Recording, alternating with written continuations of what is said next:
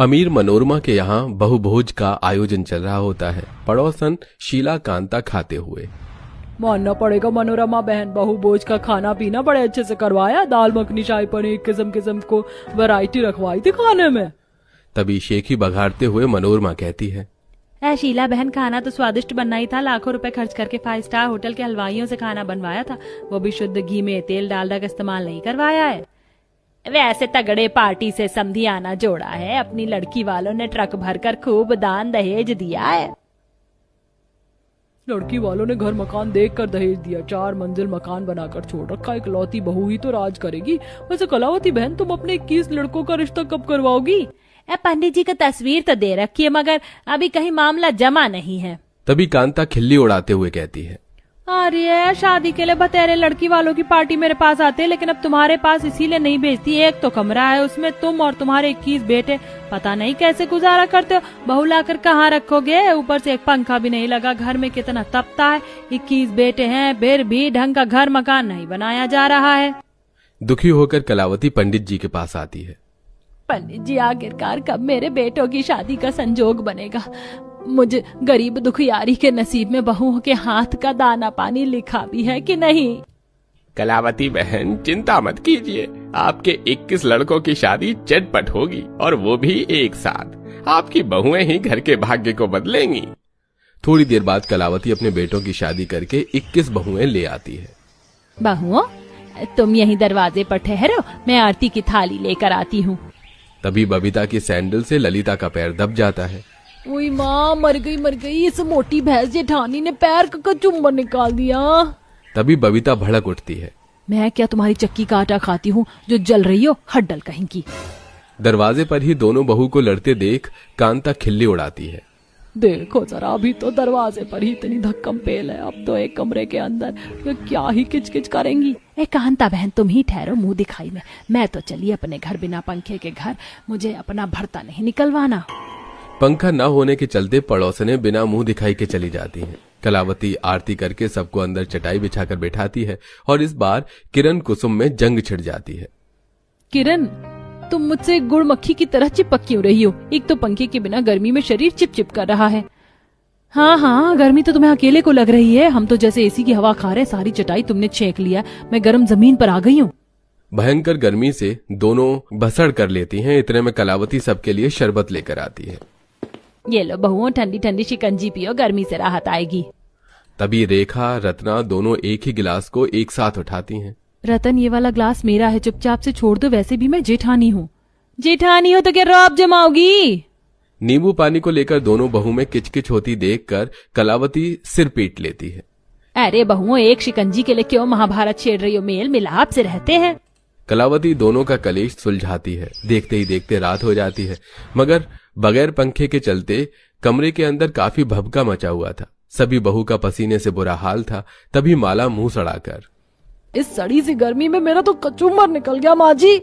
मेरा तो पूरा दिन बैठने के चलते कमर टेढ़ी हो गई है। गोपी बहू, बस थोड़ी देर और, मैं अभी बिस्तर लगा देती हूँ, फिर सो जाना। कलावती सबके लिए चटाई, दरी, चादर सब बिछा देती है। चलो बहुओं, तुम लोग थकान मिटा लो, कल चूल्हा पूजन भी करनी है। सारी बहू अपनी जगह बुक कर लेती हैं, मगर राशि, पूजा, विमला के लिए बिस्तर और जगह की दिक्कत हो जाती है। तभी राशि झगड़ पड़ती है।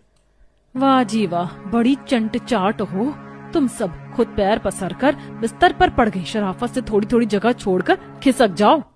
तभी कमरे की दीवार के साइड सो रही पूनम गुस्से में लाल पीली होकर कहती है, अरे अब के दीवार में घुस जाएं। एक तो गर्मी ने भूचाल मचा रखा है, ऊपर से एक पंखा भी नहीं लगा है कि थोड़ी हवा खा सके। कैसे गेंदा फूल गरीब ससुराल मिला है। गर्मी से किलसकर पूनम अपनी सास कलावती को ये कड़वा ताना मारती है, लेकिन फिर भी वो सहन कर जाती है। बहुओं, अब तुम 21 बहुओं को ऐसे एक कमरे के अंदर ही रहन सहन करना है, तो ऐसे झगड़ा मत करो। थोड़ी थोड़ी जगह बना लो, बाकी मैं तुम सबको हाथ पंखा देती हूँ। कलावती के बार बार बोलने पर जब किसी बहू के कान पर जूं तक नहीं रेंगता तो पूजा गुस्से में, माँ जी, इन सबको समझाना भैंस के आगे बीन बजाने जैसा है। मैं खुद ही अपनी जगह बना लूंगी। पूजा धक्का मुक्की करके गौरी को खिसका देती है। तभी राकेश कहता है, भैया लगता है आज इन लुगाइयों का रात भर यही ड्रामा चलने वाला है। चलो बाहर चल के सोते हैं। कमरे के अंदर जगह की किल्लत के चलते बेचारे सारे बेटे खुले आंगन में सोते हैं। जहां रात भर उन्हें मच्छर काटते हैं, वहीं बहुएं गर्मी में बगैर पंखे के हौच पौच में सोती हैं।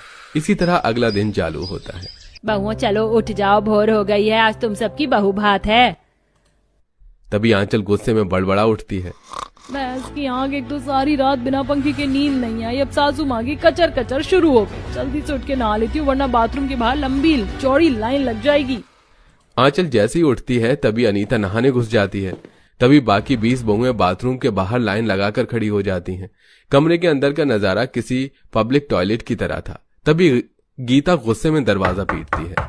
अनीता, अनीता, आज के साल भर का मैल निकाल के बाहर आओगी? कब की घुसी रखी हो? अरे दरवाजा तोड़कर अंदर आओगी क्या? निकल रही हूँ। अनीता जैसे नहाकर निकलती है तो बाथरूम से गर्म भभगा आ रहा था। बाप रे, अरे तुमने क्या अपने अंदर ज्वालामुखी भर रखी थी? बाथरूम लावे जितना खोल रहा है। कुछ घंटे के बाद सब चूल्हे के पास आकर खड़ी होती हैं, जो कि कमरे के अंदर बना था। बहुओं, 2-4 बहू मिलकर खाना बना दो, क्योंकि चूल्हा एक है, इसीलिए बाकी खाने को हाथ लगा देना, रस्म हो जाएगी। तभी रसोई को लेकर सीता राई का पहाड़ बनाने लगती है। माँ जी, मैं अपना खाना चूल्हा डालकर अलग बनाऊंगी। अम्मा जी, हम तो सबके लिए देसी खाना बनाएंगे, दाल चावल चटनी चोखा पापड़ तिलोड़ी। झगड़े की जड़ की वजह से कलावती किसी को इनकार नहीं करती। वहीं अब इधर उधर से ईंट जोड़कर अब बहुएं कमरे के अंदर ही चूल्हा डालकर खाना बनाती हैं, जिससे कि पूरा घर ईंट भट्टी की तरह तप जाता है। अरे तुम लुगाइयों की अकल क्या घास चरने गई है? कमरे के अंदर 6-5 चूल्हे डालकर खाना बनाने से अच्छा खुले आंगन में बना लेती। पूरा घर धुआं धुआं से भर दिया। तभी इमली दाना पानी लेकर चंदन पर चढ़ जाती है। देखो जी, ज्यादा भचर भचर मत करो। अरे बाहर कितनी तेज धूप और गर्मी पड़ रही, हम लू खाकर खाना क्यों बनाए? एक तो रात भर गर्मी में बिना पंखे के कोरमा बन गया। सभी भाई भड़क कर बगैर खाना खाए काम पर निकल जाते हैं। वहीं शाम तक सारा खाना खराब हो जाता है, जिसे राशन की बर्बादी के लिए कलावती बोलती है। बहुओं, तुम लोगों ने बेफिजूल में महीने भर का राशन खर्च कर दिया। सम्मति से रहना सीखो, थोड़े दिन गुजारा कर लो, पंखा भी लग जाएगा। ऐसे दिन गुजरते हैं, मगर 21 बहुओं में खाना पीना नहाना सोना को लेकर एक टक्कर हो जाती है। और एक दिन, कुसुम, बहुओं जब कपड़े धोने बैठी हो तो ये सारे कपड़े धो दो, गीले पड़े हैं, बदबू आ जाएगी। तभी कुसुम टेढ़ा जवाब देती है। सासू माँ, मैंने क्या धोबी घाट खोल रखा है जो सबके कपड़े धोती रहूं? और वैसे भी मैं क्यों अपना साबुन खर्च करूं? ललिता बबीता अपना नहाने धोने का साबुन लाती हैं तो छिपा कर रखती हैं, मेरे नहाने से उनका साबुन घिसता है। हाँ, घिसता है हमारा साबुन। कल हमने साबुन लाकर रखा तो तुमने ऐसे रगड़ रगड़ के लगाया कि बाल बाल चिपके पड़े थे, घिन चढ़ रही थी। बहुओं को फिर से झगड़ते देखकर कलावती गुस्से में चिल्लाती है। बस करो, तुम सब बिना लड़े झगड़े, तुम में से किसी का दिन चालू नहीं होता। किसी दिन तुम सब मेरे दिमाग की नस फाड़ कर रहोगी। अरे सोचा था कि इस बेटे पैदा किए हैं तो सबकी बहुओं से सेवा पानी करवाऊंगी, मेरी बहू मुझे परोस कर खिलाएगी, मैं अपना काम काज खुद कर लूंगी। तुम्हारी लड़ाई के चक्कर में घर में आती लक्ष्मी भी उल्टे पैर वापस लौट जाएगी। कलावती पूरा दिन कपड़े धोती है, घर को साफ सुथरा रखती है और गर्मी में चूल्हे पर सबके लिए खाना बनाती है, जिससे कि उसकी तबीयत खराब हो जाती है, जिस पर उनके पति भड़क जाते हैं। तुम सबके दिन भर की लड़ाई झगड़े के चक्कर में आज हमारी माँ की हालत ऐसी हो गई है। अरे बगैर पंखे के तुम्हें इस घर में गुजारा नहीं है ना? अपना बोझिया बिस्तर बांध कर अपने मायके चली जाओ, वहीं खाती रहना एसी की ठंडी हवा। चंदन, गुस्सा मत कर, इसमें बहुओं का कोई दोष नहीं है। एक कमरे के अंदर 21 बहू को बगैर पंखे के रहन सहन करने में दिक्कत परेशानी होगी ना। अगले दिन सब भाई मिलकर घर में सबसे पंखा लगवाते हैं और धीरे धीरे पैसे जोड़कर 4-5 और पक्के कमरे तैयार कर। दुल्हन बनी पूजा अपने पति और कुछ लोगों के साथ रस्सी और लकड़ी से बने हिलते हुए पुल पर चलकर नदी पार अपने ससुराल जा रही है। ये पुल कितना हिल रहा है, कहीं टूट ना जाए। करिश्मा, देख तेरी छोटी भाभी आ गई, अपनी बड़ी भाभी को बोल आकर गृह प्रवेश करे। काजल कथा को बाहर बुलाती है और पूजा के आते ही कथा पूजा का घर के बाहर गृह प्रवेश करवाती है। और जब पूजा अपने घर में जाती है तो सजा घर देखकर काफी खुश होती है। जानती हो पूजा, ये सब भाभी ने किया है तुम्हारे आने की खुशी में। माँ गलत कहती थी जो ये कहती थी कि जेठानी बुरी होती है, देवरानी के आने के बाद कुछ नहीं करती। यहाँ तो मेरी जेठानी ने मेरे लिए कितना कुछ कर रखा है। ये सब देख पूजा काफी खुश होती है। और 2 दिन बाद, छोटी बहू, अब तुम भी इस घर की बहू हो, अपनी जेठानी के कामों में थोड़ी मदद करवा दिया करो। क्योंकि सारा काम कथा करती थी, इसलिए पूजा कथा के काम में मदद करवाती है। इसी तरह कुछ दिन बीत जाते हैं और एक दिन कूलर की हवा में लिविंग हॉल में बैठकर चाय पी रही अपनी सास और नंद से पूजा कहती है, माँ जी, करिश्मा जेठानी जी कहाँ गई? वो भाभी, बड़ी भाभी का मायका नदी की दूसरी तरफ है और उनकी माँ सब्जियों की खेती करती हैं। अब कटाई होगी तो बस इसीलिए वो अपने मायके गई हैं। 2-3 दिन में आ जाएंगी। बहू, जब तक तेरी जेठानी नहीं आ जाती तुझे ही घर संभालना होगा। अब जल्दी से सबके लिए खाना बना दे, उसके बाद घर की सफाई करना। अब तुम घर की औरतें सिर्फ बातें ही करोगी या घर के काम भी करोगी? सही कहती थी माँ, देवरानी के आने के बाद जेठानी कुछ नहीं करती। बहाने बना कर गई है मेरी जेठानी ताकि मुझे घर का काम करना पड़े।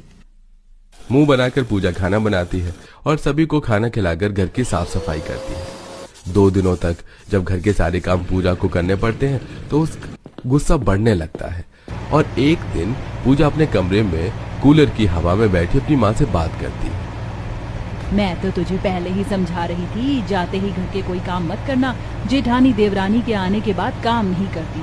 अब वो इसी तरह बार बार मायके जाती रहेगी और तुझे पूरा घर संभालना पड़ेगा। माँ, तुम बिल्कुल सही कह रही थी, पर अब मैं क्या करूं? अपनी माँ से बात करके पूजा फिर से घर के कामों में लग जाती है और 2-3 दिन बाद कथा सिर पर और हाथ में सब्जी की टोकरी लिए हिलते पुल को पार कर सब्जी लेकर आती है। आ गई बहू। फिर से इतनी सारी सब्जियां लेकर। तुम्हारा मायका नदी के उस पार है, इसलिए सब्जियों की तो कोई परेशानी ही नहीं है हमें। वो सब तो ठीक है जी, पर बहू को तो परेशानी होती है इतना सामान लेकर रस्सी का पुल पार करते हुए। ऐसा क्यों सोचती हैं माँ जी? मुझे कोई परेशानी नहीं होती। कथा के आते ही पूजा सारा काम कथा के ऊपर छोड़ देती है और एक दिन, छोटी बहू, आज बहुत सारे कपड़े और बर्तन हैं, तुम दोनों देवरानी जेठानी नदी किनारे बैठकर धो लो। सास के कहने पर न चाहते हुए भी पूजा गंदे कपड़े और बर्तन लेकर अपनी जेठानी के साथ नदी किनारे बैठकर बर्तन धोती है और पूजा कपड़े धोने लगती है। तभी वहां दिवाकर आता है। भाभी, शायद आपकी भाभी की डिलीवरी हुई है। आपकी माँ बहुत परेशान है, उन्होंने आपको बुलाया है, अभी उनका फोन आया था। फिर तो मुझे जाना होगा घर पर। माँ के अलावा और कोई नहीं है भाभी के साथ। पूजा, तुम यहाँ सब संभाल लेना। कथा सारा काम छोड़कर घर में जाती है और अपना सामान लेकर कच्चा पुल को संभल कर पार करते हुए नदी के उस पार उतरती है और अपने मायके चली जाती है। नौकर बना कर रख दिया मुझे, फोन आते ही नंगे पैर अपने मायके भाग गई। पूजा गुस्से में सारे बर्तन और कपड़े धोकर घर में जाने लगती है। तभी उसकी एक पड़ोसन उससे कहती है, कभी कभी तो तुम्हारे लिए मुझे बहुत बुरा लगता है। अभी तुम्हें यहाँ आए महीना भर भी नहीं हुआ और इतना काम करना पड़ता है। अगर तुम्हारा मायका भी नदी के उस पार होता तो तुम भी बड़ी बहू की तरह अपने मायके जा पाती। पड़ोसी की बात सुनकर पूजा का गुस्सा और ज्यादा बढ़ जाता है और 3 दिन बाद जब कथा आने लगती है तो तेज आंधी तूफान चलता है। तो कमरे की खिड़की पर खड़ी होकर वो कथा को फोन करती है, बड़ी बहू, बहुत तेज आंधी तूफान चल रही है, तुझे आज आने की जरूरत नहीं है। छोटी बहू ने बहुत अच्छे से घर संभाला है, तू रुक कर आना। हाँ माँ जी, मौसम ठीक होते ही आती हूँ। और ये सब कमरे के बाहर खड़ी पूजा सुन लेती है। इस महारानी का ठीक है, मायके जाती हैं तो हफ्ते भर रुक कर आती हैं। एक मुझे देखो, जब से यहाँ आई हुई हूँ एक दिन अपने मायके नहीं गई और यहाँ पर नौकरों की तरह काम कर रही हूँ। पर अगर 2 दिन के अंदर जेठानी जी नहीं आई तो मैं भी अपने मायके चली जाऊंगी। पूजा का गुस्सा बढ़ने लगता है और अचानक से तेज बारिश होने लगती है। सारी रात बारिश होती है जिस वजह से नदी का पानी बढ़ जाता है और बाहर आने लगता है। वहीं पुल भी डूब जाता है और ये सारा नजारा आस पड़ोस के लोग और घर वाले खड़े होकर देखते हैं। अच्छा हुआ माँ ने भाभी को आने से मना कर दिया, नदी का पानी इतना बढ़ गया है, पुल भी पूरा डूब चुका है। बस अब जल्दी से नदी का पानी कम हो तो भाभी वापस आ सके। सारी रात तेज बारिश होने की वजह से नदी का पानी इतना ज्यादा बढ़ जाता है कि नाव चलती है ना ही पुल का रास्ता नजर आ रहा होता है। तो वहीं बेचारी कथा भी दूसरी तरफ पुल के काफी परेशान हो रही होती है। कुछ ही दिनों में नदी का पानी जब कम होता है तो कथा पुल पार करके आती है तो पुल के पास ही पूजा खड़ी होती है। आ गई जेठानी जी आप। वैसे आपका सही है, नदी के इस पार ससुराल उस पार मायका। काम करने का मन ना हो तो मायके भाग जाओ। पूजा, तुम ऐसे क्यों बोल रही हो?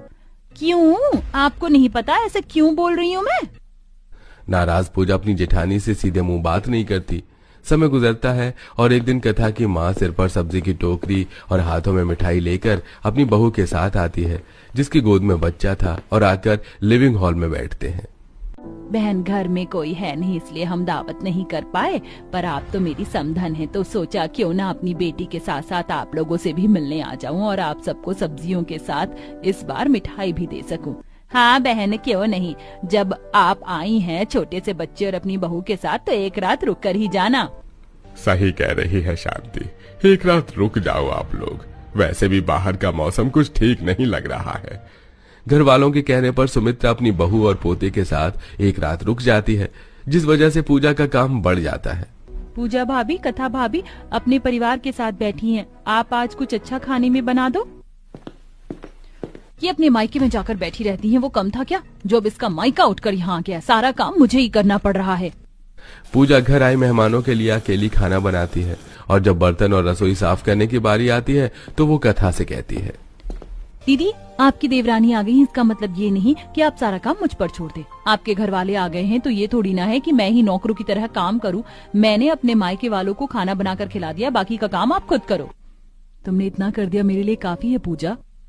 पूजा अपना गुस्सा अपनी जेठानी को दिखाकर कहां से चली जाती है और अगली सुबह होते ही कथा के मायके वाले चले जाते हैं और कुछ ही दिनों में अचानक से पूजा के मायके वाले आते हैं। माँ तुम यहाँ ऐसे भैया के साथ अचानक? हाँ, तुम्हें सरप्राइज तो देना था। बहुत अच्छा किया बहन जी जो आप यहाँ आ गई, अब आए हैं तो कुछ दिन रुक कर जाना। पूजा तुम अपने घर वालों के साथ बैठकर आराम से बातें करो, मैं कुछ खाने को लाती हूँ। अपने परिवार को देखकर पूजा काफी खुश होती है और कमरे में जाकर बैठती है। मेरी बच्ची कितनी पतली हो गई है, कितना काम करवाते हैं ये लोग तुझसे। माँ तुम बिल्कुल सही कहती थी, देवरानी के आने के बाद जेठानियां बस धौस जमाना जानती हैं। आशा आकर न सिर्फ अपनी बेटी से बातें करती है बल्कि वो अपनी बेटी को कथा के खिलाफ भड़काती है, पर कथा पूजा को घर का कोई काम नहीं करने देती है और पूजा हर वक्त अपने मायके वालों के साथ बैठी रहती है और उन्हें अच्छे से चाय नाश्ता करवाती है। और अगले दिन सुबह जब पूजा के कमरे में उसके मायके वाले चाय पी रहे थे तब, पूजा मुझे तो नहीं पता तुम्हारे मायके वालों को खाने में क्या पसंद है, तुम ही बता दो और आप सब अपने गंदे कपड़े दे दीजिए, मैं खुद धो दूंगी। पर दीदी आप मेरे घर वालों के गंदे कपड़े क्यों धोगी? भाभी, बड़ी भाभी ऐसे ही हैं, इनके लिए मेहमान भगवान का रूप है। पूजा के मना करने पर भी कथा उसके माँ भाई के कपड़े लेकर सारे काम खत्म करके सुबह नदी किनारे बैठकर धोती है और तभी तेज आंधी तूफान के साथ बारिश होने लगती है और सारे कपड़े लेकर कथा घर में जाती है। पूरा परिवार दरवाजे पर खड़ा बारिश को देखता है। बारिश इतनी ज्यादा तेज होती है कि इस बार वो पुराना पुल टूट जाता है। माँ, पुल टूट गया और नदी का पानी भी कितना ज्यादा बढ़ चुका है, अब हम अपने घर कैसे जाएंगे? कोई बात नहीं भैया, ये भी तो आपका ही घर है, जब तक नाव चालू नहीं हो जाती आप यहीं रहना। नदी के उस पार जाने का रास्ता बंद हो चुका था, इसलिए अनिल और आशा कुछ दिनों तक शांति के घर में रुकते हैं, जहां कथा पूजा को घर का कोई काम नहीं करने देती और उसके घर वालों का काफी अच्छे से ख्याल रखती है। आंटी पूजा बता रही थी कि दवाई टाइम पर ना लेने से आपके शरीर में दर्द होता है, आपकी दवाई भी खत्म हो गई, मैं आपके पैर दबा देती हूँ, आप पैर पकड़कर बैठी हैं। बेटा इतना ख्याल तो कभी पूजा ने भी नहीं रखा जितना तू रख रही है। कथा की सेवा और प्यार देखकर आशा की सारी गलतफहमी दूर हो जाती है। कुछ ही दिनों में नाव चालू हो जाती है, साथ ही अब पक्का पुल बनने की भी तैयारी होने लगती है, जिसके बाद आशा अनिल के साथ वहां से जाने लगती है और जाते हुए अपनी बेटी से कहती है, पूजा मुझे लगता था जेठानियां बुरी होती हैं, देवरानी के आने के बाद कुछ नहीं करती, पर तेरी जेठानी बाकियों से बहुत अलग है। तू अपनी जेठानी के साथ बहन की तरह रहना, मैंने ही तुझे उसके खिलाफ भड़काया था, अब मैं ही तुझे कुछ अच्छा सिखा रही हूँ। हाँ माँ तुम सही कह रही हो, इन कुछ दिनों में मैंने भी बहुत देख लिया, अब से मैं उनके साथ प्यार से रहूंगी। इस तरह कथा की अच्छाई देख आशा और पूजा की सारी गलतफहमी दूर हो जाती है और अब पूजा अपनी जेठानी के साथ अच्छे से रहने लगती है।